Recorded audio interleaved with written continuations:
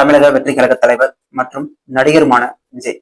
ஏன்னா இப்ப நம்ம நடிகர்னு சொல்ல வேண்டிய கட்டாயத்துல இருக்கும். இதுக்கு முன்னாடியே தமிழக வெற்றி கழக தலைவர் தான் சொன்னோம். ஏன்னா இப்ப அந்த விவகாரம் வந்து அப்படிப்பட்டது. அதனால நடிகருமான விஜய் அப்படின்னு நம்ம சொல்றோம்.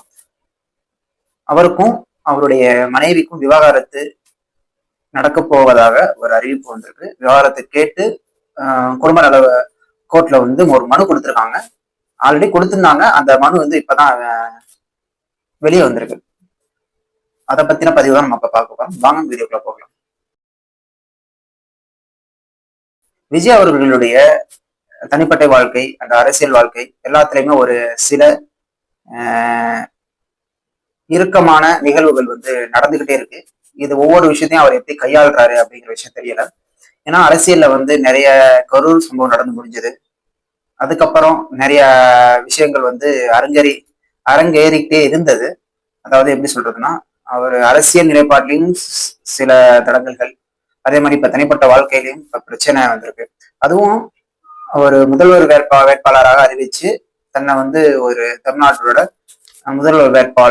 முதல்வராக ட்ரை பண்றாரு. அந்த இடத்துல ஒரு அதுக்கு முட்டுக்கட்ட போறது மாதிரி இந்த விஷயத்த வந்து சங்கீதா அவர்கள், அதாவது விஜய் அவர்களுடைய ஒய்ஃப் அவர்கள் வந்து இந்த விஷயம் பண்ணிருக்கிறது வந்து இது எப்படி பாக்குறதுன்னு தெரியல. ஏன்னா இப்போ என்னதான் அவருடைய கணவரா இருந்தாலுமே அவங்க வந்து இப்போ வந்து என்ன பாக்குறாங்கன்னா, எனக்கு துரோகம் செஞ்சவங்க அது மாதிரி பார்த்துதான் இந்த விஷயத்த அவங்க வந்து இப்போ வந்து அதை வெளியில சொல்ல வர காரணம்.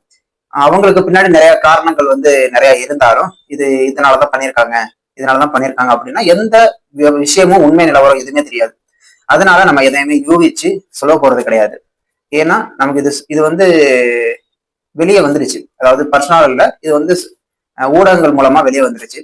ஊடகங்கள்லாம் இது ரொம்ப இம்பார்ட்டன்டா பிரேக்கிங் நியூஸ் அப்படின்னு போடுற அளவுக்கு ரொம்ப முக்கியமான விஷயமா அப்படின்னு பார்த்தா இல்ல.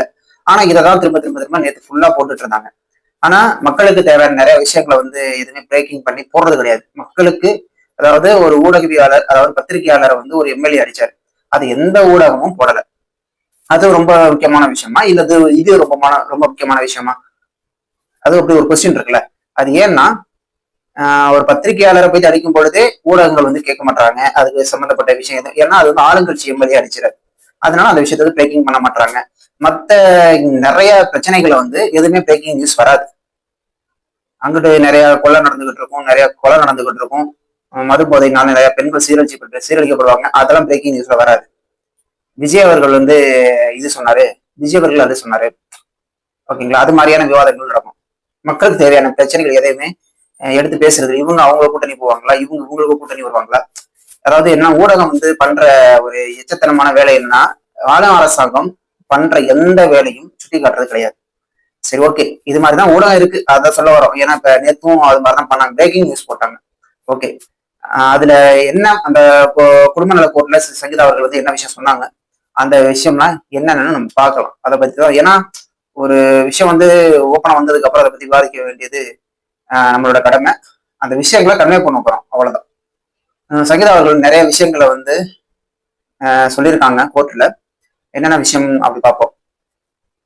நடிகரும் தாவைக்கா தலைவருமான விஜய்க்கு நடிகையுடன் திருமணம் மீறிய உறவு ஒன்று இருக்கிறது அப்படிங்கிற விஷயத்த அவங்க சொல்லியிருக்காங்க. விஜய் செய்த நம்பிக்கை துரோகத்தால் தீவிர மன வேதனையில இருந்தாங்களாம். நடிகையுடன் உறவை முறிச்சுக்கிறேன் அப்படின்னு சொன்னாங்களாம். ஆனா அதை வந்து செய்யலையாம். விஜயுடன் இருந்த புகைப்படத்தை அந்த நடிகை வந்து சமூக வலைதளங்கள்ல பகிர்ந்ததுனால அவங்களும் அவங்க பிள்ளைகளும் ரொம்ப மன உளைச்சலுக்கு ஆளாயிருக்காங்க. அந்த விஷயத்த சொல்லியிருக்காங்க. அந்த நடிகையுடன் 2021 தான் அவங்களுக்கு அந்த நடிகை தொடர்பு இருக்கிறதே தெரிய வந்திருக்கு. அன்னையில இருந்தே நீ தனியாக வாழு அப்படிங்கிற விஷயத்த வந்து விஜய் அவர்கள் வந்து சங்கீதா அவர்கள்ட்ட சொல்லியிருக்காங்க. சங்கீதா அவர்கள் வந்து நிறைய விஷயங்களை வந்து கண்டிச்சிருக்காங்க. அதாவது அவங்களோட பேசாதீங்க, அதாவது பர்டிகுலர் சம்பந்தப்பட்ட அந்த பொண்ணு அவங்களோட விஜய் அவர்களை எந்த வித தொடர்பு வேண்டாம் அப்படிங்கிற மாதிரி கண்டிச்சிருக்காங்க. ஆனா அதை வந்து விஜய் கேட்கவே இல்லை.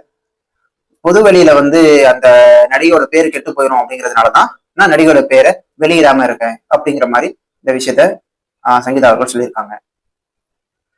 சுமூகமாக பிரிஞ்சுக்கலாம் அப்படின்னு 2 முறை அவங்க வந்து கேட்டிருக்காங்க.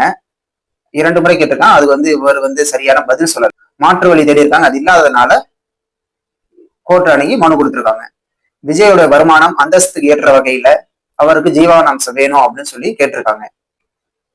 இவ்வளவு விஷயங்கள் வந்து அந்த குடும்ப நல வழக்குல அவங்க கொடுத்த மனுல இருக்கு. இதெல்லாம் செங்கல்பட்டுல உள்ள குடும்ப நல கோர்ட்ல கொடுத்திருக்காங்க இந்த இவ்வளவு விஷயம். எனக்கு இதுல ஒரு ஒரு மாற்று கருத்து இருக்கு. இதை நிறைய பேர் பேசலன்னு நினைக்கிறேன். 2 முறை நம்ம சுமூகமா பிரிஞ்சுக்கலாம் அப்படின்னு சொல்லிட்டு கேட்டிருக்காரு கேட்டிருக்காங்க. 2021 இருந்தே கேட்டிருக்காங்க போல. ஆனா இவர் அதை கொடுக்க மறுத்திருக்காரு. அது ஏங்கிறது ஒரு கொஸ்டின் மார்க். ஆனா இவரு தனியாவே இருந்துக்கோ அப்படிங்கிற விஷயத்தையும் சொல்லியிருக்காரு. 2021 இவர் அரசியலுக்கு வந்து 2024ல 2020 3 வருடங்கள் இருந்திருக்கு. அப்படின்னா இதுல என்ன விஷயம் அப்படிங்கிறது ஒரு கேள்விக்குறியாகவே இருக்கு. அவங்க சொன்னதுலயே விஷயங்கள் 2 முரண்பாடு இருக்கு. இவர் வந்து நீ தனியாவே இருந்துக்கோ அப்படின்னு சொன்ன காரணத்தையும் குறிப்பிட்டிருக்காங்க. ஓகே, அப்போ இவங்க வந்து 2 முறை வந்து நார்மலாவே சுமூகமா பேசி விவாதத்தை வாங்கிக்கலாம் அப்படிங்கிற விஷயத்தையும் இவங்களே சொல்லியிருக்காங்க. அது ஒரு புறம் இருக்கு. ஆனா இப்ப லேட்டஸ்டா தான் அவங்களுடைய புகைப்படம் வந்து ஒரு குறிப்பிட்ட நடிகை அப்படின்னு மென்ஷன் பண்ணியிருக்காங்க. அந்த பேரை சொன்னதுக்கு அப்புறம் அதை பத்தி விவாதிக்கலாம். ஆனா இதுல அவங்க அந்த கொடுத்த மனுவிலேயே 2 முரண்பாடான விஷயங்கள் இருக்கு. இதை வந்து விஜய் அவர்கள் எப்படி இதை எதிர்கொள்ள போறாரு அப்படிங்கிறத நம்ம பொறுத்திருந்து பார்க்கணும். அரசியல் ஒரு தலைவராகவும் சரி, ஒரு நடிகராகவும் சரி, அப்ப இப்ப நீங்க படம் நடிக்க மாட்டேன்னு சொல்லிட்டாரு. நீங்களுக்கு அரசியலோட தலைவர் தான். ஆனா இந்த இக்கட்டான நிலையில தான் இவர் வந்து இன்னமும் மக்கள் கிட்ட பயங்கரமா போக வேண்டிய அவசியம் ஏற்பட்டுள்ளது. இனிமேல் தான் அவர் இன்னமும் ஸ்ட்ராங்கா மக்கள் இடையில போகணும். அப்பதான் மக்கள் வந்து இவருக்கு எகென்ஸ்டா இல்லை அப்படிங்கும் பொழுது இவர் வந்து இன்னமும் ஸ்ட்ராங்கா மக்களிடையே போனா மட்டும்தான் இவருக்கான ஹோப் வந்து இன்னமும் கிரியேட் ஆகும். இதை வந்து விஜய் வந்து இப்போ உள்ள மக்கள் சக்தியை அவர் வந்து பயன்படுத்திக்கணும் அப்படின்னு நான் நினைக்கிறேன். பயன்படுத்திப்பாரா இல்லையாங்கிறத நம்ம பொறுத்திருந்து பார்க்கலாம். நன்றி.